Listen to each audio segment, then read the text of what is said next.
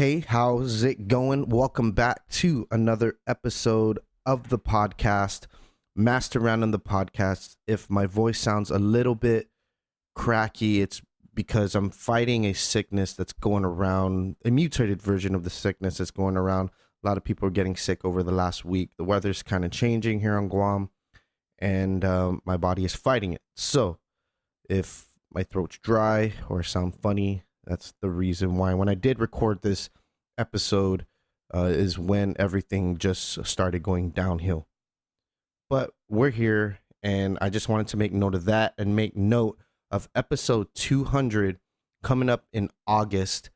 And we are at 194 right now, and it's coming up fairly quickly.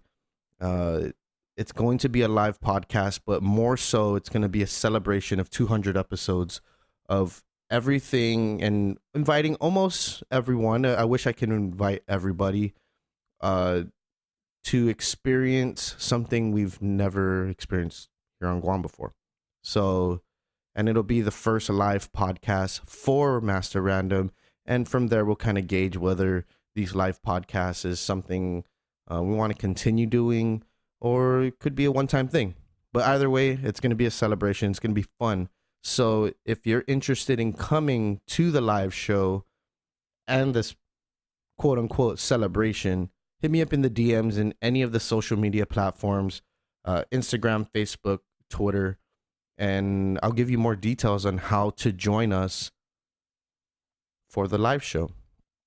That being said, don't forget to rate the podcast on the Apple Podcast app. Leave a review. Maddie B will read the review on the next podcast after we find out that there's a review that has been left, and ratings just really help. So those being noted down, now to the sponsorship. This episode is brought to you by Mortuary. They are a small family owned and operated mortuary that has been serving this local island community for over 45 years.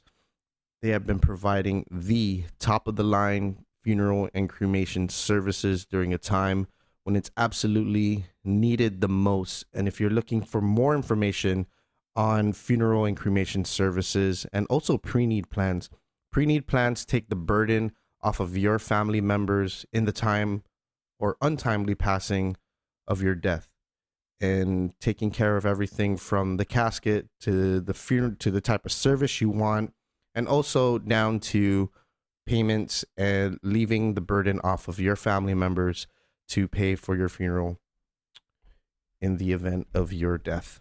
So for more information on any of those services and plans, contact 477-1311 or visit the Mortuary at South Route 4 in Sinanya, right after the gas stations as you're going towards Ordit, passing through Sinanya. It's going to be on your left-hand side. Hard to miss. Really, really hard to miss. At Mortuary, they are big enough to serve, yet small enough to care. Now, for my next guest on the show, it was a short but sweet. Here's the thing. It wasn't short, but we've been going on these marathon podcast episodes where it goes 2 to 3 hours, and that when we do a 1 hour episode, it feels kind of short, but it's in reality it's not short. And maybe the hour podcasts are much easier to digest. We try to hit the hour mark and then see wherever it goes after that. As long as we hit the hour mark, we're good to go. And my next guest is Davidior, David Park. He lives in LA. He's based in LA from Guam, and he is the producer of a couple of DJ Khaled's hits. One of them went 7 times platinum, and that was I'm the One, and No Brainer went platinum for the first time. I believe it was last month, or maybe that was I'm the One that went 7 times. Either way, they went platinum. It's fucking crazy. And it was cool. He's on island for about a month, and he hit me up, and he has to jump on. And I met him through Joan, and she linked me up with him when I was out in LA, and I was able to go to his place and talk to him. And you know, now that he's here, it's awesome that that connection was able to be made, continue to be made, even after that first conversation we had. So that being said, fun conversation with Davidior, and I hope you enjoy. Master Random, check it out.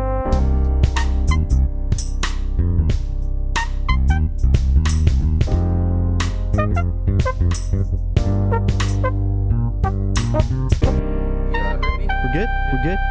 And welcome to the show, bro. I'm so glad you hit me up. It's like I said, now that I've come this far and like with the podcast, it's cool to be able to have like guests I've had on the show, and have when they come to Guam, especially when you live out in the States. When you come to Guam, it's like, shit, let me sit down with an hour or two with Boo. And bro, honestly, that makes my heart warm. So thank you, man. I have no other way to express that. It sounds kind of weird, but I appreciate it too, bro. Like I had so much fun last time. Yeah, man, and it's funny. I fucking drove. So Maddie, I drove 3 hours. Well, it was a 2-hour drive that took 5 hours. Yeah. And dude, I needed to piss so bad, dude. So I stopped at this like sushi restaurant, or I think it was sushi. It was something by your place. Yeah. And relieve myself of 5 hours of piss, and then I went to your house, man, and I was totally awestruck, just because like the area is the area of Koreatown like affluent, or is it just mostly is it kind of a mixture, but it's just cultured, that area? Yeah, there's so much history in that place, but like it's kind of messed up right now. Like it's all like turning into like high-rise luxury apartments that nobody could afford.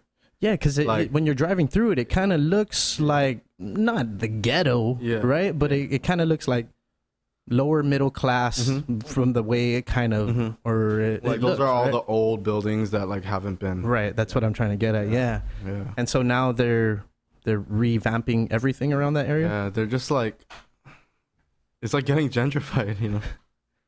It used to be like mainly like Koreans and Mexicans and it was all like families, right? Like tea, it's weird now. It's just like all these fancy ass apartments with like a lot, like all these like enticing amenities. Starbucks on a couple corners here and there. With the home gym and all that shit. No, I don't see anybody like pants. Renting those. You know, like they all seem pretty empty. Like it's funny. You've been staying there since you got out there though, yeah? Or is that I've been staying in the first place I moved to was it was my last apartment, and that was in it was a studio in mid city. It's like right outside of Ktown. Right. Yeah. Yeah, man. And it was like it was really like Mexican neighborhood. I've never been in that part of LA. And it seems like it's like a little in the hills. Is it in the... Well, LA's a basin, right? Mm-hmm. But it's a little bit more elevated than... I don't know. I think I was just completely confused the whole time I was driving around there, because I was more worried about finding parking in that area more than parking anything. Is a nightmare. I was like worried that you were driving. I was like, dude, I hope he's not driving here because it's ugly, bro. It's a war out there. It's like every night. It's crazy. Like you see like cars just waiting for hours and hours with their blinkers on, just looking for parking. Right. And like all the restaurants and wherever you like, there's no parking. It's all like valet. You have to like pay to park. So every time. So it's not as Koreatown is getting bigger. There's more people being compacted into a little area called Koreatown. Yeah. And they're gonna have to eventually build up or kick people out, right? Yeah. And that's basically the way you would do it, is raise the rent so people can afford it, because now you have a Starbucks and the personal yoga gym, right? Yeah. And the regular home gym and a small cafe. Yeah. And that's what kind of like pushes people out. Yeah. And the prices are just like unreal. Rent is just ridiculous right now. What do you like? What does it look like for the average apartment owner there? For like a studio, Like it's like not even 300 square feet. Like one bathroom. That's like the size of the living room, maybe. Yeah, basically Yeah. with the kitchen. That's where I was living before I moved. So, yeah, and that would cost like $1,000 a month at the least. Damn. Yeah, it's ridiculous. Yeah, that is pretty ridiculous. Yeah, it's crazy. Yeah. Especially Ktown is like right in the middle of LA, so I think it's like really condensed and like so many people live in Ktown now. And not just Koreans and Mexicans anymore. Yeah, it's just like everybody lives in Ktown now. It's like a big melting pot now. Oh. Like even when you go out and shit, it's like not just Koreans anymore. It's like a bunch of people just hanging out. A lot of young people. Right. It's like the new hotspot. Well, shit. People Also- expect places to stay the same, but I mean, look at Guam too, right? Yeah. Guam is, it's It's like true. it's like an ultimate melting pot now, Yeah. right? Multiple people call this place home, Yeah. from different backgrounds or ethnicities, and we don't want it to change that way, but that's Mhm. sort of like the natural order of things when you can actually like fly places, Yeah. right? And it doesn't take 5 months to get to a place. Yeah, for sure. But anyways, dude, you've been finding some good success with the Thank you. music that you've been producing, man. It's been a while. Just right? recently, I'm the one won 7 times platinum. Yeah, Yeah. was that was Just just last unreal. month? Yeah, last month. So what does that I guess mean? You know, how does it get to So there's that point? if you sell 7 million copies. Okay, So if you sell 1 million digital. copies, it's uh, yeah. So that is like a tricky thing now. Like is with the whole streaming thing. yeah, You got to get like 100 million streams for, I forget. It's like there's like a whole equivalent for all right. these like that translate into sales now. There's like pure sales, digital sales, streams, and all that Yeah, shit. so And then they like streams would be like Spotify. yeah, and then they calculate all of that, and then they count. I think they count 1,000 streams for one purchase, if I recall correctly. That's the equivalent. Yeah. So 7 million is 7 times platinum. Right. It's been crazy. And that's worldwide? Is that just based on US? US, just US. Just the US? Yeah. Because Because they have their own like certification. yeah, I was looking at the charts that Yeah. that the song hit, and it hit maybe like 60 countries or something like that, right? Yeah. That's And crazy. it's hit the top 100 in 60 countries. Yeah. That's insane. Yeah, it's like it doesn't even feel real. Did you ever think it'd come to this point? Hell no. Hell no. Never. It just seems like, even from our last conversation, it seemed like things you just sort of let things unfold for you. Yeah. Yeah, man. I was just trying to. It was like I was head above water, Right. you know. Does it force you to stay busy now that it's hit this peak? It Yeah. forces Like now, is like the the pressure's Okay. way higher. Yeah. Just trying to be relevant in this industry is like really hard now, because there's always like some up and coming, like younger, like better producer who makes like hotter hits. Yeah, and he can be There's coming. been a bunch already, you know? He or she can be coming from an independent label, Yeah. from YouTube, from SoundCloud, Yep. from Spotify. Yeah. Did you see that video with Meek Mill? Though it just like went viral. Like there's this producer, this black dude. He had this like a Just pull the mic. Oh, here. yeah. You can pull it to you. Yeah. He had this like MPC looking thing. I think it's called a Launchpad. Mhm. But he was like making beats on it, like, and he like posted it on Instagram. But it's like a super fire beat. Oh yeah. And then like And all I the think- Meek fans were like, this Meek would sound amazing on this, and they were like tagging him on it. And now he's like working with them. Really? Yeah, they already like made a song together and shit. No way. It's crazy. So It's things like- can literally happen. Yeah, like overnight. That. Yeah. Yeah, that video is crazy. That song is so hard. The Yeah. beat that he made. So what are you trying to do to at least alleviate the pressure? You know, I mean, Just like trying to pump out as many like songs and demos as I can, and like but you're at the point where you don't have to like prove yourself anymore, right? And it's at this point it's just I'm not even trying to prove myself or anything. I just want like to put out songs, you know, right. like that makes me happy. Just like putting out songs and getting heard and shit. It hasn't it hasn't felt like an obligation yet. It's like, still, I don't really, there's still that love, there's still that love and passion in there. For sure. Like, it's like what I do for fun, like, ultimately. And it's great when it does well. Like, I always hope the song does well, you know? That's for sure. I'm not gonna even like pretend like that's not important to me. Right. But like, mainly I just like, I get excited when my songs are about to drop. And right. It's like, and you've had like, you've had a few since, right? I mean, yeah, I've done Khaled a bunch of dropped his the EP like recently, and then you had one with Marky Basie, yeah, his new right. single. It's called "Save Me." Yeah, and what is it? Bad Barbie, Bad Baby, Bad Baby. Yeah, the Cash Me Outside. Yeah. How do you get into contact with these different artists? Is it you're just flooding your stuff out? Oh, and no. Then my publisher, she sets up my sessions for me, and she's like, she's also an A&R. Yeah. So she sets up all these sessions with the artists from different labels or the same label or whatever. Right. Yeah. So we just like get in there to the studio at a certain time, and then we'll make a song, or just like, yeah, we'll just ultimately just trying to make a song. Right. Yeah, together. So you sit there. How long's usually the process? It's at least not for like No Brainer. No Brainer. That was like done differently. It was like the beat was made here when I was in Guam, and then yeah. When I came for Guam Live, I was it was like a day after Guam Live. I was just chilling. My girl was getting ready, and she takes kind of long, you know. So like that's when I know I have downtime. So I'm just like, fuck it, let's make beats. And I was in my brother's room on my laptop. I didn't even have my keyboard on me or anything. I was just like fucking around, and then I like completely forgot about the beat.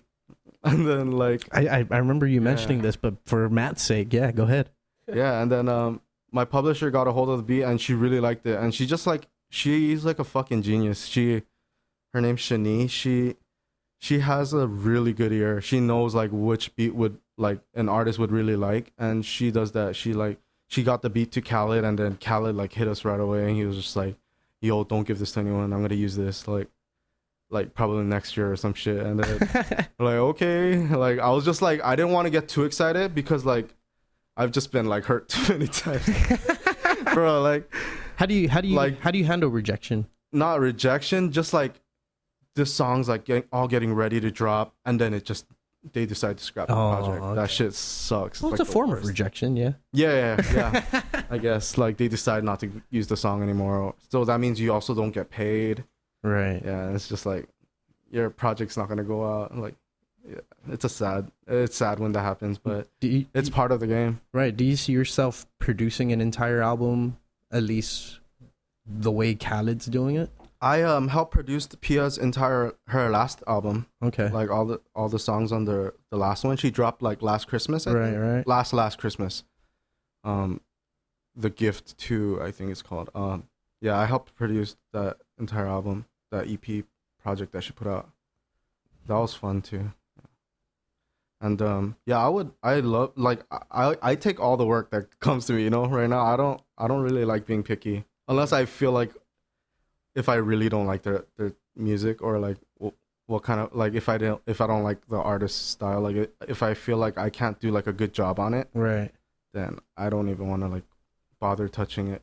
For sure. But most of the time I'm just like, yeah, why not? I'm trying to get paid, so yeah. And it seems like you also have to have a good sense of how the mainstream is streaming, right? Mm-hmm. I mean, for sure. Yeah, you have to like attach yourself to projects that you know in your heart you're like, oh, fuck, this ain't really the end shit right now, right? Yeah.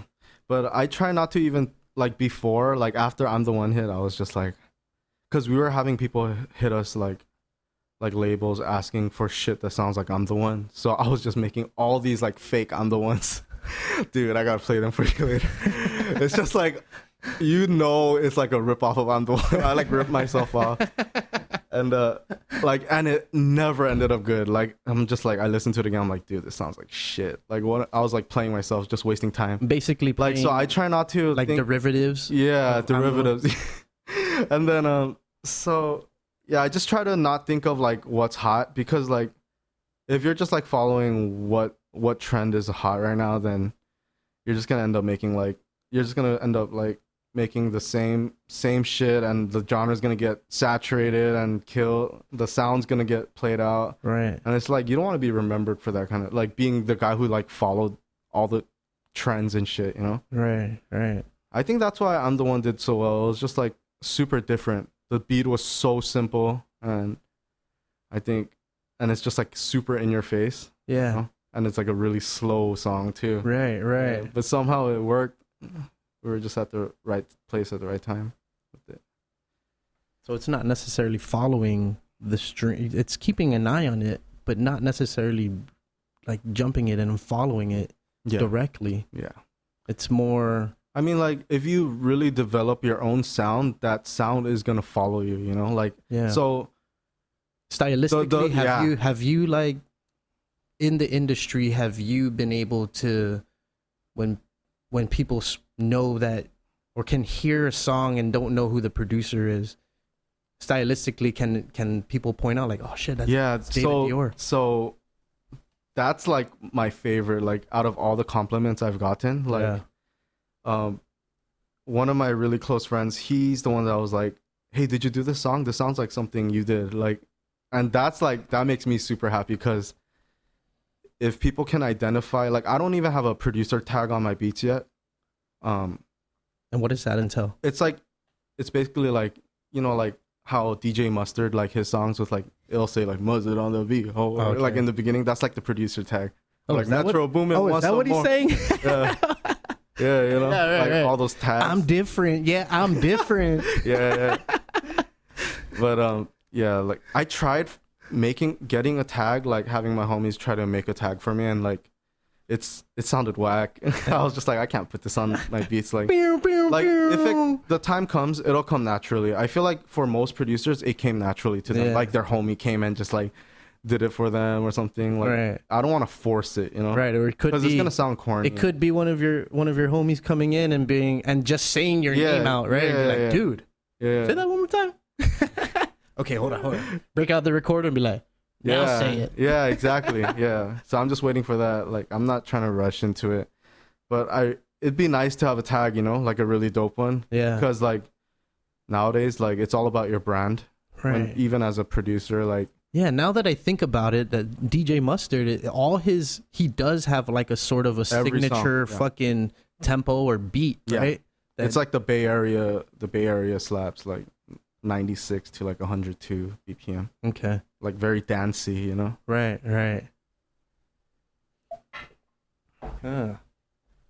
Yeah. So do you see yourself, I guess I didn't get the complete answer, is that, have you evolved stylistically like that, or are you sort of like continuing to?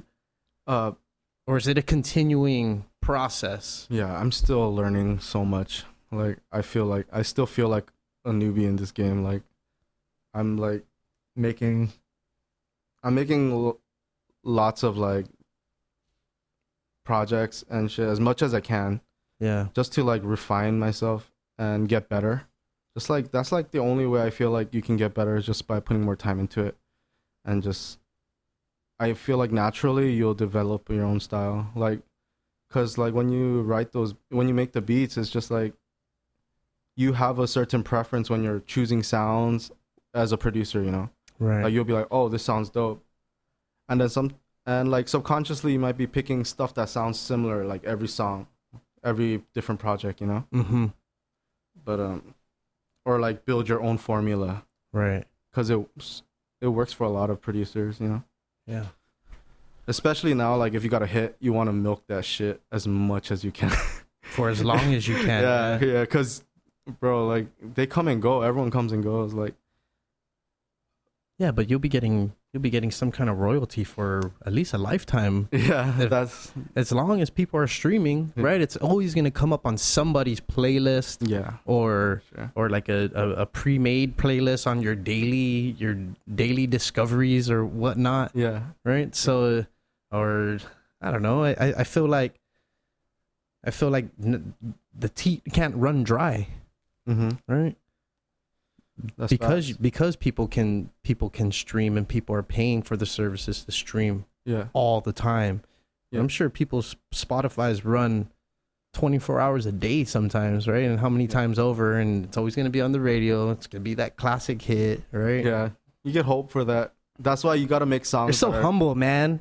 No, like, that's why, like, when I, like, the only thing I really try to do is, like, when I make a song, I want to make it like even if it sounds modern or something, you got to, like, make it try to sound like it will sound dope in, like, 10 years still, you know? Like, I want that classicness to the song, you know? Because if you just make, like, another trendy song, it's just people are going to forget about your song in, like, couple months, maybe even shorter. I see what you're saying. Like, people's attention spans are so short, and music is just so much music is coming out right now. Every Thursday, 9 p.m. in LA, it's just like fucking 20 albums, like every week. It's just crazy. It's hard to keep up. It's like hard to keep up with all the new artists and shit, but I definitely do have to stay on top of that. Also because just like I'm a really big music fan before I was even a producer, like I was always on music blogs, like rap blogs, hot new hip hop. Just I want to see all the new artists, and I love like finding a lot of like dope artists on SoundCloud. I always go like hunting for like newer artists I can like listen to. Yeah. Just like I remember like when I discovered Juice WRLD on SoundCloud. He didn't have much plays yet, but he had a couple songs, and I was like, damn, this shit is hella catchy. And like I would like favorite those into my my likes, and then I would just like listen to it all the time. Yeah. And then like years later they'll blow up, and it's like so crazy. They'll do a deal with Interscope or some shit. Right. It's wild. So subtly you've had the ear all along, right? Yeah, it's just I love finding like new styles of songs. Like I get goosebumps when I hear like a really refreshing song that sounds good. Right. And yeah, that's what makes me a music fan too. Like just finding new artists and they're just like super original, because like there's not a lot of originality right now. Yeah. Do you see yourself, I guess, delving into other genres? You know, the way now, like I actually Lil Nas X is or is that Lil Nas, right? Lil Nas X, yeah. Right? Yeah, he's dope. He mixed with country music, right? And he's like, I didn't know his whole persona was like he's a marketing genius. Like a country dude. Like he's a country dude. Yeah. He wears boots, bro. He wears boots and he wears cowboy hat. Yeah, dude. Yeah. It's interesting. That kid is smart as hell. Have you ever met him? No. Oh, okay. Why do you say so? He's like a marketing genius, just the way he blew up. Right. He was just like really popping on Twitter, I guess, from what I heard, and then he did that Old Town Road song, right. And then it just like, and he would just like, I read some shit on like Reddit, like it was like linking like these old posts that he made under like a fake account, like, hey, have you guys heard about this new artist, like with the song, like trying to plug his own shit but like pretending to be someone else with himself. Yeah, so like I thought that was really smart. I was like, fuck. Anyway, you gotta finesse. Yeah, now. man. Like, I mean, any way you can get people talking about you. It worked for him. Fucking smart, dude. Do you apply social medias to the sort of your how you market yourself as a producer? No, like not really. Not at all. Actually, I social media. I barely post, honestly, and I only like posting like the songs that I'm about to drop, because I want to promote my songs and shit. Right. And then just like random stuff. Like I don't really take social media too seriously. Like it was also like I was off social media for like a couple months recently. I just got back into it. Yeah. Just to like reconnect with old friends out here. Yeah. But because it was just like taking up so much of my time, I was like full blown, like I would just be like checking my phone like every second, dude. Like without me knowing. And I was like, dude, this is gotta stop. I like deleted Instagram and all that shit. It's like zombie or being just a zombie. Like as soon as I wake up, I would like check this shit, and like I don't think that's good for your mental, honestly. Yeah. You saw that they're testing right now, I believe in Canada and now a couple other countries, of removing likes. Yeah. Interesting. So they say it's supposed to have a a different. They're testing whether it affects the way people use the app. I think it will. Yeah, of course. Yeah, but I think it's gonna turn off a lot of people to the app. I think someone there's gonna be like a newer app eventually, and everyone's gonna like leave it. I mean, but you can still see the followers, right? So like, Facebook is like, I don't think a lot of people use Facebook anymore, right? Yeah. I deleted mine like ever since. Shit, dude. Yes. I feel like a lot of people do use Facebook. Do they? Yeah, especially here on Guam. It's pretty bad. I feel like it actually is really pretty bad, man. It was pretty toxic when I had Facebook, just like seeing all like all shit. Hey, man, and you're not wrong. It still is, you know, and all the way down to like news, from news all the way down to opinions. People's opinions is just, you gotta just not read the comments. It's just gonna piss you off. Oh man, it's gonna like ruin your day. Yeah, man, and I don't let it ruin my day.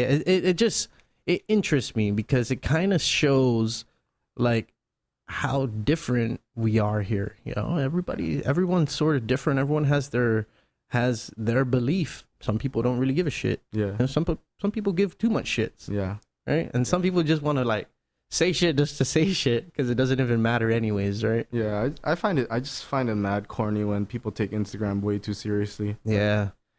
Like, I get it if you're, like, making money off of it, you know? Like, get your bag. No one's hating on that. But, just, like, people just, like, live, like, a fake life on Instagram, you know? And then you know them in person, and you know they're nothing like that. Right. They're not living that life. Like, right. I've met people like that, and it's just, like, so burnt. It's whack. It's super whack.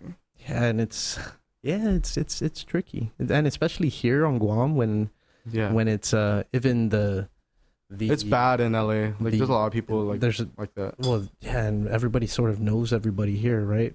Yeah. Yeah. Man. I love being back here, though. Yeah, man. I always say this. I've tried to leave, but I can't. There's something about this place. You know, as different views as people have here. You know, this place will always be home, and it's going through an evolution.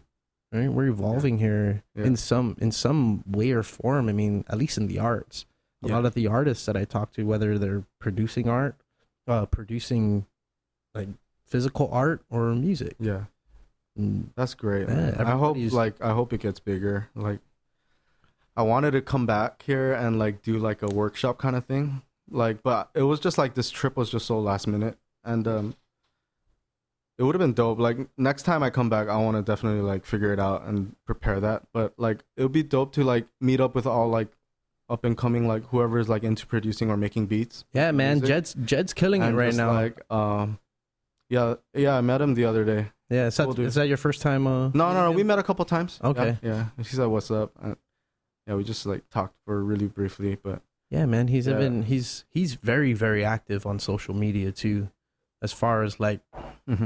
It works. Like it for sure works. Short tutorials on how to like how he produces certain beats and pulls samples and adjusts certain adding of certain filters and whatnot, and he's a really good rapper.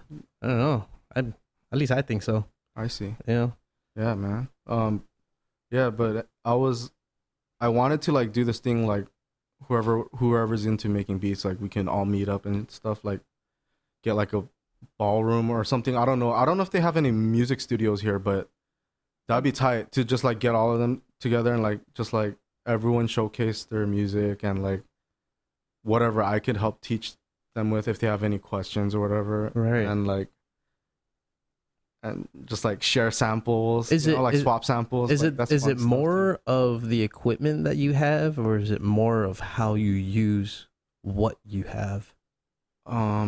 It's just like how good you are with what you got. Like, cause when I started, I was on GarageBand, so I don't think anybody really has an excuse. I didn't have a keyboard or anything. I just had GarageBand on my Mac.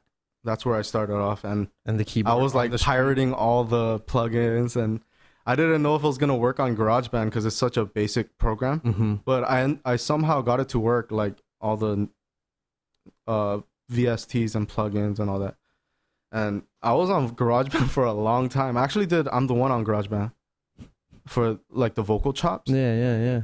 We did that on GarageBand. I was like, I liked using GarageBand for chopping vocals because like the user interface is really good for that. Yeah. Like they make it really simple and easy for you.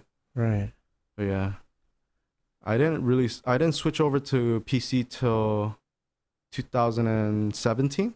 Shit, Yeah. fairly recent. So I was on GarageBand till 2017. Yeah, you know what? I always forget that everything is fairly all this success for you is, you know, like pretty fairly recent. Yeah, Right, within the last 5 years. for sure. Right. I feel like if you've been doing this for a long time. Yeah, it gets stressful. Yeah. There's its ups and downs, and yeah, it's a super stressful career, but really fun at the same time, and it really pays off. Like it's very fulfilling When you do hit it. Yeah, for sure. Yeah, man, I think you doing even if you did plan it 2 weeks ago, I think you would have been able to pull together some sort of. I think you can even like pull it next week if you could. You know what I mean? But yeah, I know. Like I want to take my time to do it because I don't want like fire festival, like that kind of shit. Like, you know, like they're so ill prepared and not enough funding and all that shit. Like if I'm gonna do it, I want to do it the right way. Cause like right. I don't know if they've done that here before, but if I am the first one to do that, I encourage anyone else to do it. But if I am the first one to do that, I want to do it like the right way, the perfect, like not the perfect way, but like the best as I can. Right. Just to like, I don't want like all these kids coming in and it's just like a super shitty like setup. And it's PowerPoint presentation. Yeah, and like there's no power working. So my name's yeah, it's just hella awkward. Yeah. And I'm gonna show you how to produce beats with 50 slides. Yeah. No equipment. Yeah, I can't like rush that. I gotta take my time with it. But I think that'd be a fun way for me to give back here. You know? That's like what I'm good at, so Right. I might as well like that's Yeah, and definitely where you found your success at. yeah, man. I want to see more producers blow up from Guam, bro, and artists too. Right. Yeah. What is your views on like the Asian market? Is that something that you would like K-pop? Yeah, K-pop, J-pop. I'm you know, actually they even have rap. I know you did like a theme song for I wouldn't consider that K-pop though, because the whole thing Okay. was in English. That was for an esports team called Seoul Dynasty Okay. for this game called Overwatch. It's owned by Blizzard, and they have a big stadium in Burbank. And I did the walkout song. Okay. So like every time they have a game, they come out and the song plays. Okay. I did that with a Korean rapper named PH1. But it was in English. But I actually have a Korean song coming out. I have a K-pop song coming out this fall. No way. Yeah, it's with this Korean girl group named Twice. Yeah, they've come Yeah, I heard here one time. Yeah, It's like 12 I girls heard or they something came. I heard they came to Guam. I asked my brother. I was like, "Yo, do you know these girls? Like, do you know this band? Because I have a song with them coming out this fall." And he was like freaking out. He's like, "Oh my god! Like all my friends listen. Me and all my friends listen to them." I was like, "Really?" And I like, looked it up, and they're like super popping. I was like, "Holy shit!" Yeah. So yeah, no fucking clue. So I'm like really excited. Yeah, I'm like kind of. I wasn't listening to K-pop a lot. I listened to a lot of K-pop in high school. Like I listened to a lot of stuff in high school, but I just like got tired of it. K-pop. It just got. I guess like. I don't know. I just got over the whole like. The way they do music and all that. Yeah, I wish we can play an example, but we can't play music in the podcast. Yeah. We'll get kicked off like Yeah. YouTube and stuff. Yeah, the copyright shit. Huh? Right. Yeah, that shit, they don't play around with that shit. Dude, man, I put up a song, me and Eric Rachmani from or Eric Rachmani and I were watching Revolution, a girl do a rendition of Revolution's what song was that, Matt? Safe and Sound? Safe and Sound. Love that song. Yeah, man. And so we're sitting Fucking love there Revolution. and we're watching it, right? And then I put it up in YouTube and they friggin' booted the song. And I was like, dude. Yeah, it's like a it was like an Indonesia like copyright though. It's like from Indonesia, not USA. So maybe because it was on a television show and she was performing it on the television show. That makes sense. Okay. So whichever studio that owns that television show, right. they probably filed a complaint. Yeah. But so they dropped the video and I had to re-edit the video to not show a similar thing happened to me back when I was still living on Guam. It was crazy because like I had a little moment like where my shit was kind of blowing up naturally. I was on SoundCloud and I did this Rihanna remix. Like I did a remix of Bitch Better Have My Money by Rihanna. Mm-hmm. And then I just like, during that time I was uploading like some of my remixes and beats on SoundCloud. And like the next day, like my phone was, I woke up to all these notifications and I was like, and then all these messages too, like people asking for the download link for that remix. I was like, holy fuck. It was like getting over like 10, it got like 20,000 plays in one night. And I was like, what the fuck? It was crazy. And like, that's when I really knew I had to leave Guam. I was like, holy shit, I could, if it goes like this, then I actually have a chance, I feel like. Right. So, but the copyright thing happened and then that was already my second strike. So yeah, I got the third one and then they deleted my account. So like all those plays I got, I like lost everything. I was so pissed. Oh, no way. Yeah, I was like super heartbroken about that. Wait, so that's just on YouTube? Like I got all these followers and like plays on that remix and I was like really excited. I like couldn't believe that shit. But it got deleted and I was like, oh, fuck SoundCloud. I'm not fucking with SoundCloud anymore. Yeah. Oh, I said YouTube. SoundCloud. That's right. SoundCloud. Okay. I mean, even YouTube too. Like so SoundCloud does the same thing. Yeah. You can't really use copyrighted DMCA music. notice or whatever. Right. Yeah. I mean, even for podcasts, you can't even use in your intro song it has to be either original music or like a stock music. song. Yeah. I have to be careful with that too. You want some more water? Yeah. Thank you. Yo, I could do the intro music for you. That'll be dope. Yeah, man. Yeah, I'm working on a rebrand right now, so it'll be cool to change up the music a little bit. Yeah, I'll send you like 10 little loops and you can choose whichever you want. Okay, it's all yours. Cool. Yeah, man. Appreciate that. Hell yeah, that'll be fucking dope. Why not? It's just like, why not? It won't even take that long. Yeah, man. I was wondering about the Asian market because you know, I feel like musicians on Guam, that's an area that they should be really focusing on rather than trying to get into the American market. Right? The Asian market in any aspect is growing, right? And music now you have K-pop being popular in the United States. Yeah. That's a trip. Right? And now we have a big Asian Asian community here on Guam itself. Yeah, right. Sure. There's a lot of Koreans here now. Yeah, and it seems like it's all Koreans. I was like, wait, am I in Korea? That's the vacationers, man.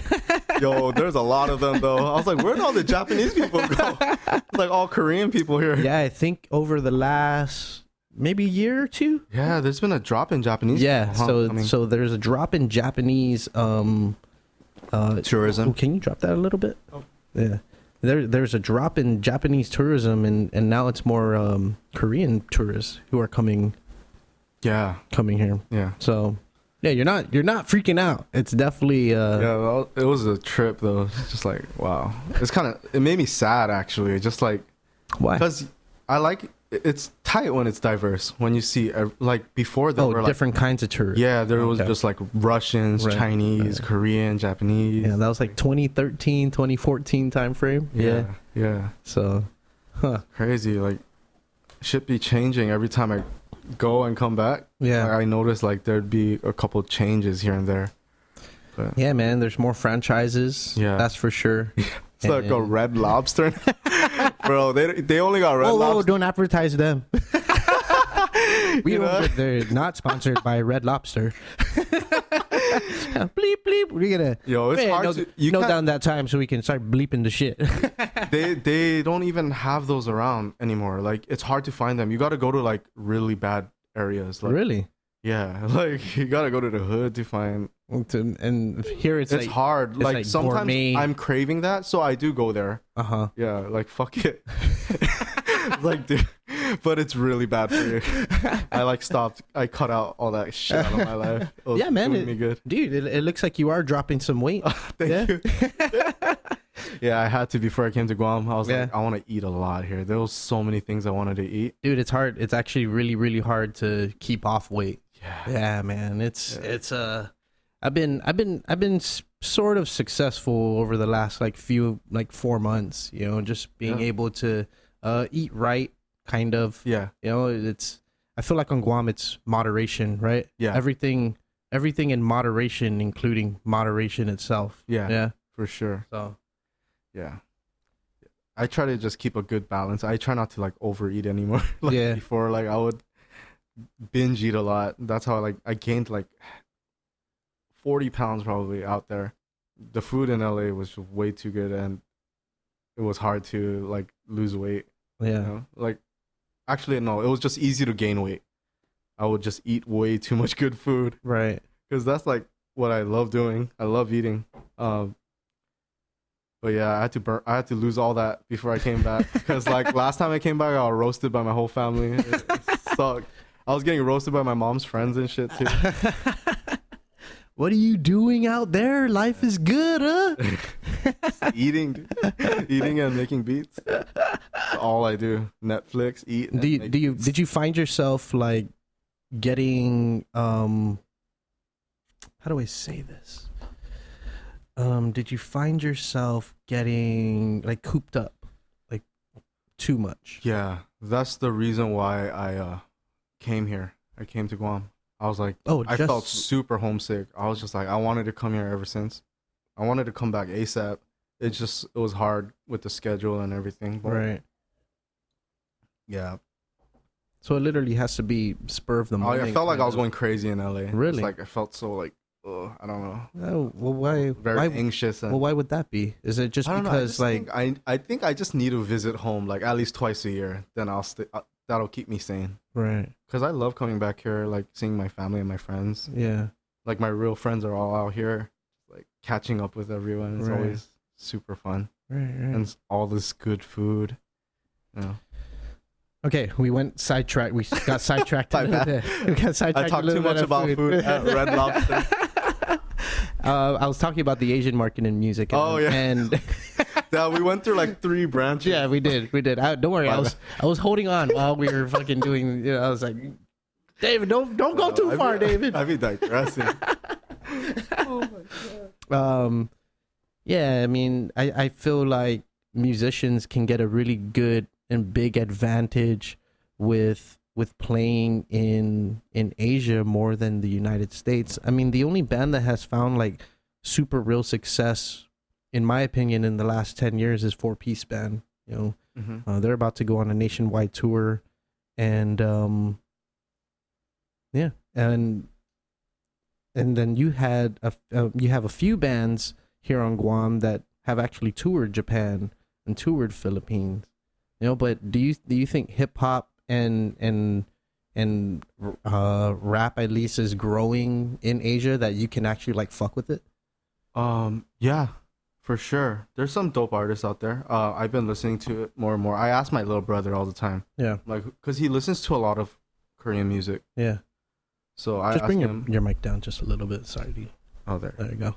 Yeah, I always ask him like, who have you been listening to? I love asking everyone I know, like, what kind of music have you been listening to, you know? Right. And he always puts me on to like whoever's like popping in Korea, right? Or whatever. But I've been listening to a little more K-pop here and there, like now that I like hear it on the radio and stuff. But yeah, did you watch the Blackpink performance? It's like this girl group in Coachella. No. They played Coachella. No. It was sick. They're a K-pop group? Yeah, they're like this headline Coachella? Not headline. They were just like one of the main acts, like on the main stage or something. Yeah, they were on the main stage. They killed it though. I was like, damn, that should make me a fan. Yeah. Do you think Asian music is trying to enter the US market? Yeah. 100%. Yeah. I've already worked with a couple of Asian artists in LA who travel from Asia to LA. They try to work with like American producers now. Before it used to be like the label in Korea and Japan, they would have their own in-house producers and in-house writers. Yeah. But now they're like reaching out to the same people who make US radio songs. Right. Because they're trying to be on that same caliber. Because if they're not, they're just playing catch up. And I feel like K-pop has been doing that for a really long time. Like they were there, but not really, and No, kind of like more trailing like- the whole time. More like if a certain sound is really popular, or like a certain style of song is really popular in America, like Yeah. probably a year later, it'll get really popping in Korea. They'll make like their own version of it. Right. Sometimes it's like really obvious. I'm just like, damn, they just really just copied this entire fucking song. Like, listeners aren't dumb, you know? Like, especially if there's so many musicians out there like who can hear it, and Yeah. it's kind of whack. Right. I can't like co-sign that. So it's easier for an artist to spend some cash, spend some time in LA for 1 to 3 months. Or the label will fly us out to Asia. Oh. And Have you ever done that? I was about to, but no, I didn't. Not yet. Yeah, that could be the door. Yeah. Yeah, I've done meetings with I've done meetings with like the big 3 Korean labels, as JYP, SM, and YG. Mm-hmm. And it just like some of it just didn't work out. And but then luckily I got this song with Twice, and they're under JYP. Mm-hmm. So I finally got like a K-pop placement, and it's coming out soon. I'm pretty excited. That's killer, man. Yeah, man, I'm super excited. So is it like no brainer, and I'm the one where you kind of like produced it on the fly, or is this something you had to like sit down with them? Oh no, How does that process work? Because now you're working with like a huge group, Yeah, right? And yeah. what are you actually like in control with? Well, I did the beat at home. I made the beat at home, and then I was in a session with my good friend BB Borelli. She wrote "Bitch Better Have My Money" by Rihanna, Okay. and that's like the song that I remixed like before I left Guam, which is crazy. Wasn't she like 16 or 15 when Yeah. she wrote that? How do you know about BB? I just like I was reading a random article on her, just her, and it was crazy. about her being a young kid that wrote "Bitch Better Have My Money." Yeah, Yeah, that's why I remember that. It's just a random shit. that I So know. talented. She's like one of, if not the most. She's like one of the most talented songwriters I've ever worked with. Really? Yeah, she's unreal. Like, she can sing her ass off too. Like, so I did this. I played the beat that I made at home for BBN. She was like, "Oh, I like this one. Let's do this." And then she just like jumped in the booth and just like freestyled it, and then we just had it on loop. And then she wrote in the lyrics, and then she recut it, and then we had a demo. And it's been sitting around for a good year. But recently, like a couple months ago, I played it during my meeting with JYP's people, and they like really loved it, and they said they wanted to use it. So that's how it happened. Damn. Yeah. So. Damn. I'm excited. I'm really excited because just like being Korean and having a song in Korea, For sure, man. which is tight. Which is most likely to fucking get popular. Yeah. Because they're a banging group, Yeah. apparently. Yeah, it's crazy. Unbeknownst to you. Yeah. At first. For sure. At first. Yeah. That's insane, man. Yeah. That's insane. Thank you. So how did you meet BB? BB, we're on the same. It's funny because you asked me, like, do you know her? I was like, no, man, I don't know her. I've been on Guam the last 10 years. Yeah. No, I'm surprised you know about her though, because not a lot of people like look into producers or songwriters. They just care about the artist mostly. Yeah, it might have been on Dig. Oh, wow. Yeah. That's crazy. Yeah. Dig is like 2008. Dude, Damn, I've been fucking with Dig for a long time. That's man. like the OG Reddit. That was the OG Reddit. Man. Yeah, bro. They put out the most random shit too. I was like, how did you know I like this? Yeah.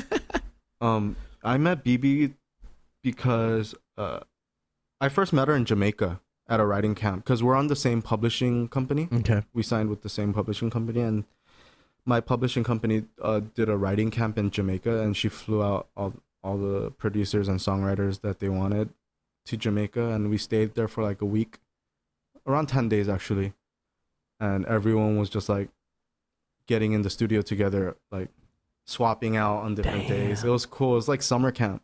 Yeah. I just went again this year, It was fun. Fucking like summer wild. camp. Yeah, it's like, cause like we get there and we get to the lobby and they just like bring this big ass wooden chest and it's just full of weed.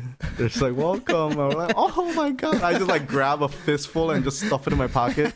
I didn't even give a fuck. And there was like rolling papers and lighters everywhere. I was like, this is insane. That is insane. Yeah, it's like heaven. And they got so much good food there. Adult singer, songwriter, producer, summer camp. Yeah, basically. And so this is something that you do every year. Is this something to keep for your agency, to keep ideas fresh, or is there intent and purpose behind it? They hold writing camps like in all over the world. Okay. They'll do one in Africa, they'll do one in London.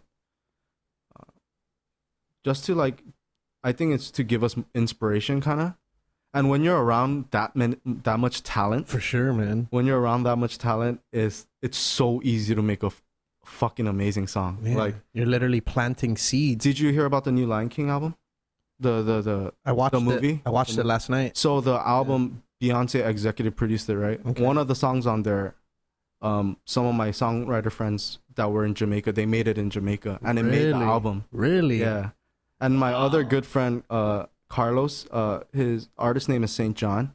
Okay. He's like a rap artist from Brooklyn.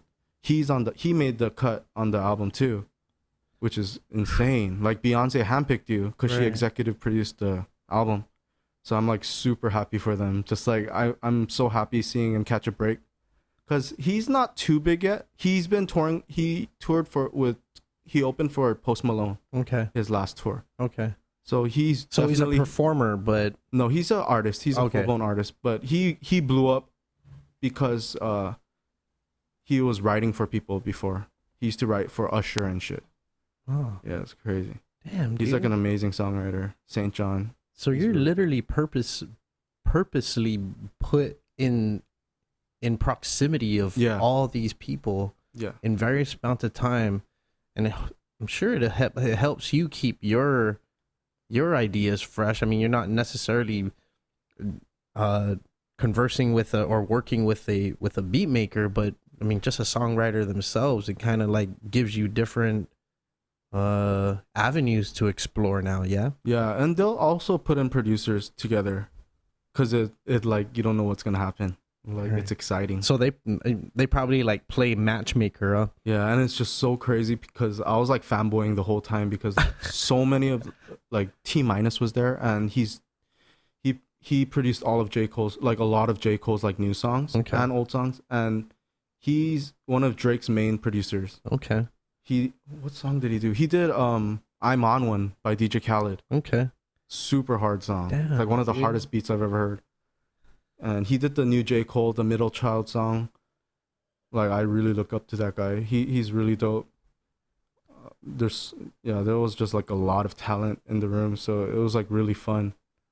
Like, a lot of them were like seasoned veterans, so it was dope seeing all these legendary producers and songwriters. Like, these are like people that wrote for like Beyonce, Lady Gaga, One Direction, like.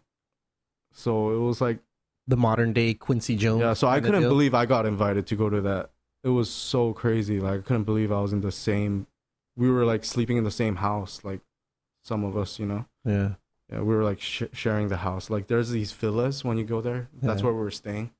It's like a big mansion with like a bunch of rooms, and then that's where they would put us, but in like different houses. Okay. And it's already a full-blown setup studio? No, that's like where we would sleep and stuff. And then we would have to ride like this big van to like the main resort area. And that's where the resort with the lobby and the bar, and they would have all these studios down like in the bottom. It was like right above the water. It was crazy. What? Yeah. Man. It's a trip. You're living quite the life, man. Yeah, I'm really blessed. I'm really blessed. Super grateful. It's crazy. I can't believe it still to this day. Yeah. Yeah. Did you grow up traditional Korean family? Yeah, my parents are super traditional. Right. I remember mentioning that, or you mentioning it was either dentist or what was the other one? Dentist? dentist was for sure. They wanted me to be a dentist or lawyer or something. No, it was like, I think it was just dentist. Yeah. I don't know what the other one was. Or go to the army, I think. My dad was like, you should go to the army. Join the Korean army. He told for me this like years. so many times. It's like, just join the army. If this school shit's not gonna work out, just join the army. Yeah. Are you eligible for dual citizenship, like over there? Oh yeah, but I would have to serve. From what I heard, right. Like, right. Is that mandatory, like 2 years or 4 years? 2 years. 2 years, right? Yeah, but that's 2 years. A lot can happen in 2 years. Fuck that. I love America. I fucking love America, bro. I'm a proud American. The music industry will fucking change. Like in the next 2 years, you'll come out of the Korean army and you'll be like, I'm like bald and fucking saluted. No, 2 years is way too long. So much can happen in that short amount of time. For sure, man. I mean, look at the last year. Yeah. Right, the last time I saw you was less than a year ago, right? Yeah. Almost a year. Yeah. And it feels like I just saw you yesterday, though. It's weird. Oh man, that's awesome. Yeah.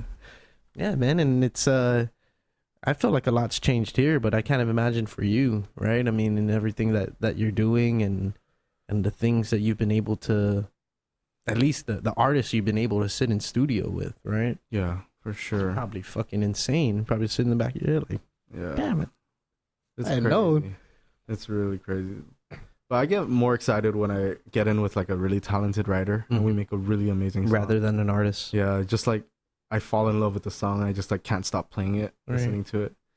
That's like one of the things that makes me happy when I make music. Just like making dope songs.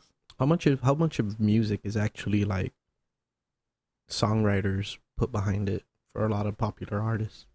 Like how many artists actually write their music? Oh, super little. It depends. If it's like I would say less than 10%. Really? Probably. Yeah. Songwriters and producers are the ones running this shit, honestly.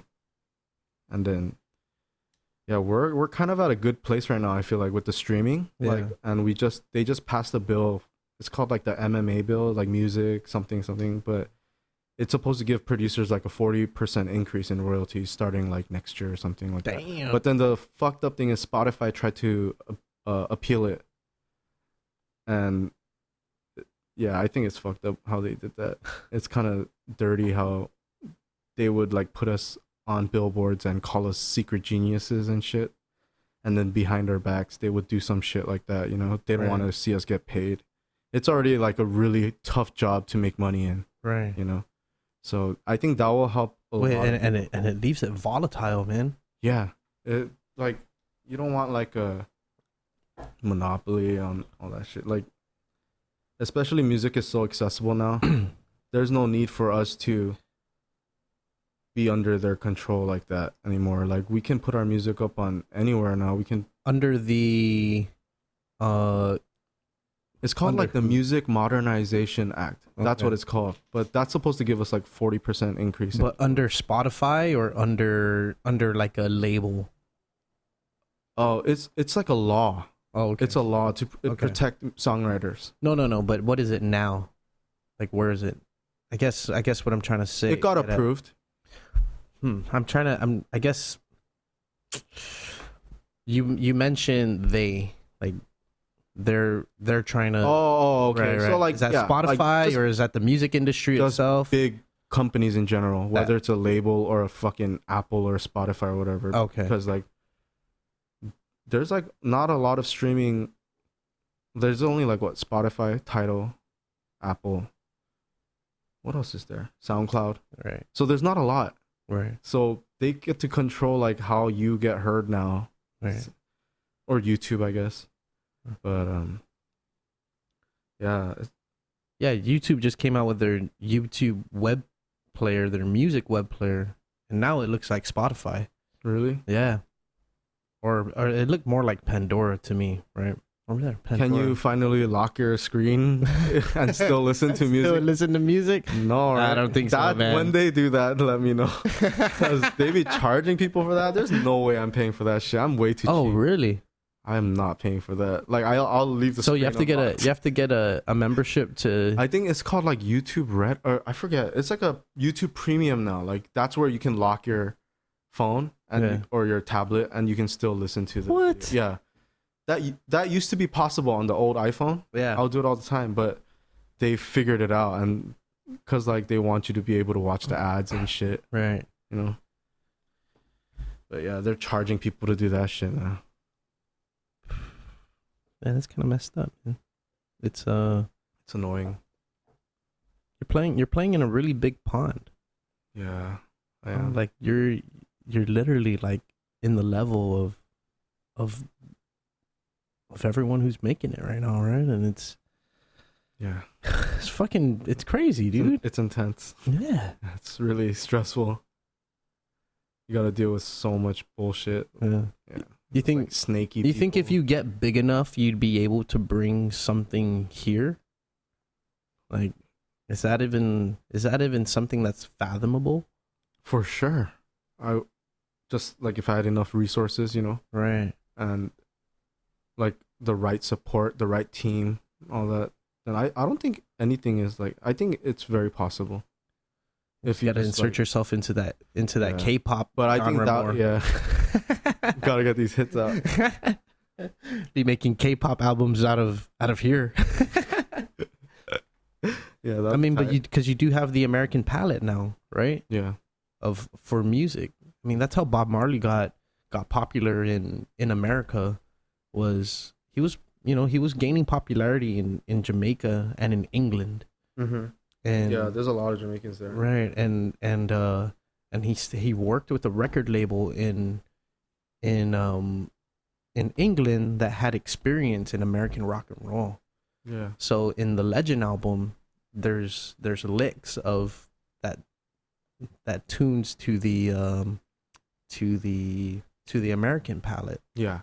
Right. Sure. And it became mainstream, and like it basically set its own genre. Right. Kind of like its own sound, right? And that's when he got super popular in America. I don't know if it was a Legend album. I'm pretty sure something might have been an older album than the Legend album. But yeah, man. I mean, you have the palette, and you can bring it here. Yeah, I mean, especially with the internet now. Yeah, like I don't have to be here to be here, you know. Right. I just need like the right team and whoever's like hungry enough, you know. But I think I'm still far from that right now. I can barely take care of myself right now. For sure. I gotta make sure my family's all good and stuff. What do your parents think now? Like a year later from the last time we talked. Like they're very happy and they're very proud. Yeah. They're very supportive now. Right. Like I was always saying that because we sort of stemmed from you grew up traditional Korean family, right? And they switched up real quick. Really? Yeah. After the I'm the One shit came out, that shit happened. Like, I was like, are these my parents? Super different. Dressing a little differently. Not like that, but just like the way they treat me now. Oh, okay. They don't see me as like a little kid. They kind of like treat me like an adult. I can like feel it. And they've accepted like that you're not going to be a dentist. Yeah, or you're not going to be or join the army. Yeah. I think that's how we got there. I think that's how we got to whatever muck we were in there. Yeah, my dad was like, yeah, you got to join the army. They got like good benefits, and you know, if you serve your country, you know, it'd be good for life. You know, I was like, I don't know if I can handle it. Yeah, different mindset. Yeah, you know, and my parents aren't like that much older than me. Mm-hmm. But they're still very traditional in that respect. Like it was go to college, no fucking choice. Yeah, for sure. And that's what I ended up doing. Yeah. You know, and then it was only like later in my adult life that I've been able to like find podcasting and actually like see what I can possibly do with it. Mm-hmm. You know, and at least in this little pond, right? Yeah. And it's not much. Yeah, you know. So I feel that. Yeah, man. You got a good thing going though, bro. Thank you, bro. Thanks. It's amazing. It's been fun. It's so like legit with the setup and everything. This is tight. I feel like I'm on Joe Rogan right now. Have you tried elk? You ever done DMT? Yeah. Yo, I fucking love Joe Rogan, man. I always listen to him when I run. Yeah. Yeah, when he talks about like crazy shit. Yeah, man. I feel like I'm waiting for podcasts to come here. I have a friend who actually is in the Asian market in Singapore, and I was asking her, like what she see for Spotify in Singapore, and I was asking her if there's an actual market for podcasting, in Asia. Yeah, and it's growing. Yeah, it's growing, but it's more expats, but it's still a very, very small market compared to. I think in Asia it's like all about streaming, live streaming, right? Yeah. Or yeah. TikTok, when I like, what's that Chinese? TikTok's like that video thing. Yeah. That's like the new Vine or something. Yeah, I don't know. Yeah. I don't know too much about TikTok, but yeah, I know in Asia, like I see people walking around with their tripod and they're like live streaming themselves, like walking around. There's a lot of those in Asia, and they're all like wearing funny hats or costumes or something. Like playing a persona. Yeah, basically, kind of like a vlogger or something. Yeah.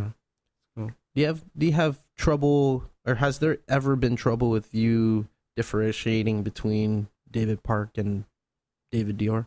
No, not at all. Like it's not. It's more just a name than an actual persona. Yeah, for sure.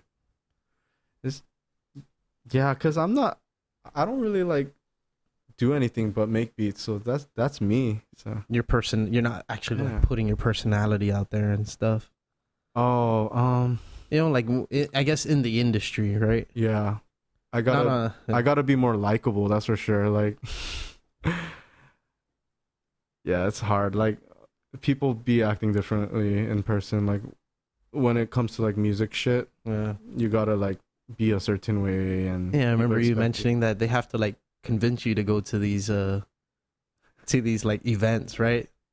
Yeah, no, I enjoy going to those events. Okay. It's cool. Yeah, but yeah, I don't really go out much either, but I'm just working most of the time. Yeah, and that's what I enjoy doing. So I like watching a lot of movies if I'm not making beats. Yeah. While you're here, are you objectively looking at the music scene? I can't say yet because like I haven't really seen it for myself. Yeah. I gotta go to like a show. Yeah. I don't know how to find out about those though. Too much. Like if you know, let me know. I saw that there was a Made in Tokyo concert. Yeah. Is that? Oh yeah. It's happening like this week, right? I think so. I might go. Maybe this week or this. I'm thinking about going. Just because, like, I don't really know. I saw that it was at the Globe, and I was like, damn, I kind of want to go Globe just to relive like old times, because I used to go there a lot, and when it was like really popping, it was fun. Yeah. I just want to check it out. I probably won't even stay long. Yeah. I usually leave early. Right now, I'm pretty jet lagged, so I'm like falling asleep at like 11 p.m. Yeah. 10 p.m. That'll do it to you. Yeah. So socially, you don't really find it necessary to put yourself out there to. No, I've been doing good till now, so I don't really need to fix what's not broken. Yeah, for sure. And I have like a handful of really good friends that I talk to a lot, and even if I don't see them for a long time, when I come back, it's just like it's like it's like I never left. Yeah. Yeah. And it's not like they're here for summer. You can just see them out there. They're actually like here, living it. Yeah. It sucks though, because like everyone here has their own lives. So like, and I'm here just like out here texting everyone like, yo, what are you doing? It's like, bro, I'm at work. Yeah, exactly. Want to have lunch? Fuck. Yeah, so I haven't even lunch at 3:00. What are you doing? Yeah, I haven't really even hit up too many people, just because like I know they have work in the morning. I don't want them to feel pressured or obligated to go out and have a drink with me or whatever if they got work in the morning, because I know that shit sucks. Like I've been through that. Yeah, man. I have a friend who comes back, one of my close buddies who comes back every year, and like once a year, and every time he's here, like 7 to 9 days. Yeah, it's like, all right, bro, whatever you want. I'm like hammered, struggling at work, like oh bro, I don't know if I can do this. And he's like, bro, just come, let's just go. And I'm like, oh, okay, just one beer. I don't have kids, I might as well, you know. Yeah. And he's the kind of guy that's like, bro, what are you gonna say when I ask you about that one night? You know? Yeah. That one night that that I asked you to come and be like, oh no, actually you said no, so you can stay home. Yeah. Like, all right, he's one of those really close friends. Yeah. Who puts the guilt trip on. You got to be that guy. That's who you got to be. Yeah, man. Like, bro, when we ever gonna do this again? For real. Yo, I'm leaving soon, even though it's like a month from now. Dog, I'm leaving real soon. Let's come out real quick. Yeah, man, it's nice that you were able to at least get a refresh. Yeah, right. I needed it, and have a place to refresh. Yeah, just seeing family and stuff. Yeah, really helps. Just like clear my head. Yeah, it's cool, bro. Yeah. So, how long have we been going here, Maddie? An hour 13. Bro. Wow. Good go. The goal is to break an hour. Oh, nice. Yeah. If we can... that felt fast. It usually does. It usually goes by pretty quickly, and I guess that's just the nature. You're a natural at this. That's just the nature. Because I'm not really a talker. Yeah. Unless like someone is talking to me. I'm not really the first person to talk unless I'm like close with someone, you know. Yeah. Well, you've been doing well. Yeah. And like these kind of things make me nervous, but really, I love it. Yeah, man. But it makes me nervous. It's cool, bro. I mean, even just the fact that we weren't even sitting in front of microphones the first time we even met. And I was like in your house. In my head, I'm like, holy shit, I'm in this dude's house right now. All right. Okay. We'll see how this goes. Yeah. And I felt like we did connect when we ended up, when we were getting deep into it. Yeah, right? And it was, for sure. It was cool. Yeah. It was cool, man. And I love doing this. And I'm glad that you hit me back. And of course, man. Anytime. And when's the next time you're gonna come back? Is it? I'm for sure year? coming back next May because my brother's graduating high school. Yeah. Okay. Yeah. Okay. So, but I want to come back one more time. Once before that, like probably I want to come like during Christmas time. But I don't know. We'll see. Cool, man. Well, shit. Is there anything you want to put out there before we?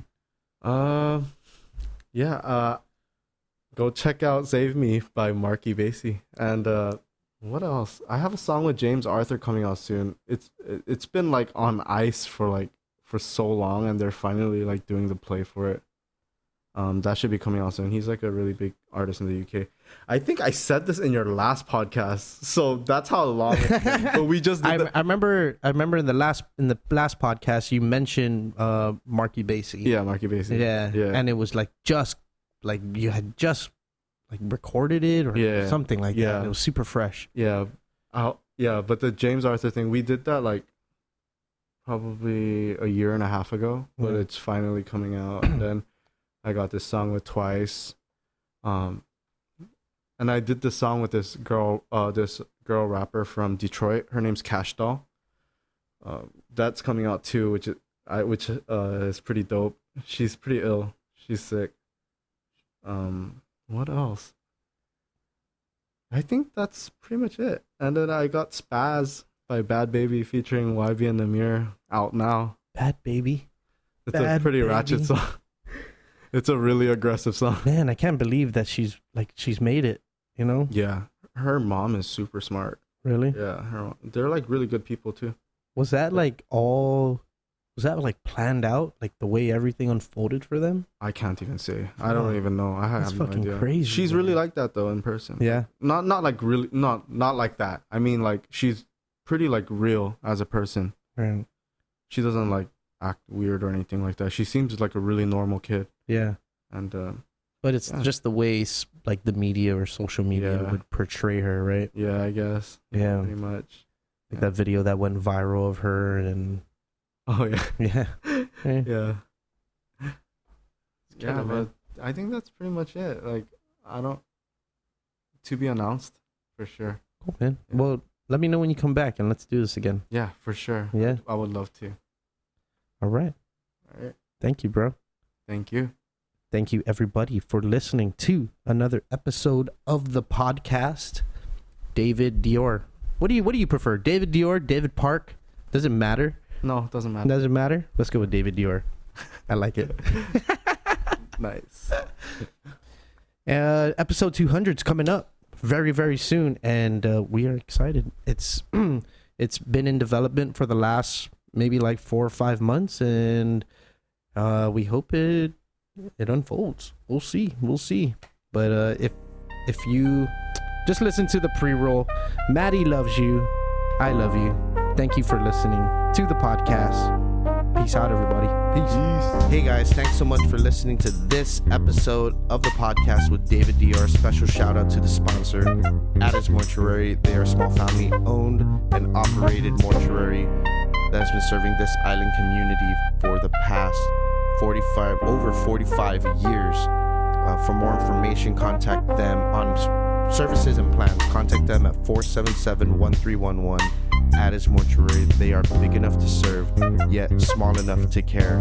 Episode 200 coming up really quick. If you're interested in coming, hit me up in the DMs, in any social media platform. Doesn't matter. Support us on Patreon. It's the best way to support the podcast and feel like you're a part of the podcast. It's cool. Leave a rating and review on the Apple Podcast app to help us go up in the charts.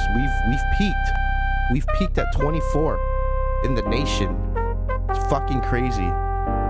But now it's fluctuating. It's really up to you, the audience, the fans, the listeners, to get the podcast to where up there, noticeable in the charts. So that being said, thank you so much for supporting the show for so long, and thank you so much for being the baddest.